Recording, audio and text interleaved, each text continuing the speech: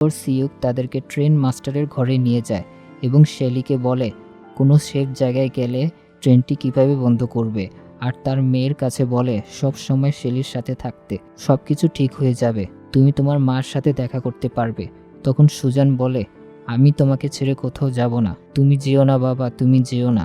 Suzanne তার বাবার হাত জোর করে ধরে রাখে, কিন্তু সিউক না চাইতেও সে তার মেয়ের হাত তার কাছ থেকে ছুটিয়ে বাহিরে বের হয় এবং তার মেয়ের স্মৃতি কল্পনা করতে থাকে। যখন তার মেয়েকে প্রথমবার কোলে নেয় সেই অনুভূতি কল্পনা করতে থাকে। সেই অনুভূতি কল্পনা করতে করতে ট্রেন থেকে পড়ে যায়। তার মেয়ে তার বাবার এইভাবে চলে যাওয়া দেখে কাঁদতে থাকে। তারপর এক পর্যায়ে ট্রেন চলতে চলতে একটা টানেলে আসে। তারপর তারা সেখানে নেমে সেই টানেলের মধ্য দিয়ে যেতে থাকে এবং আমরা সেখানে দেখি সেখানে আগে থেকেই আর্মিরা ছিল, যারা কিনা বন্দুক তাক করেছিল, মানে কোনো ইনফেক্টেড মানুষ যদি এখান দিয়ে ঢোকার চেষ্টা করে তাহলে তাকে গুলি করে মেরে ফেলবে। আর্মিদের মধ্য থেকে একজন যখন তাদেরকে দেখতে পারে তখন তারা সুজান ও সেলিকে জম্বি মনে করে গুলি করতে যেই না যাবে তখন সুজান কবিতা বলতে শুরু করে।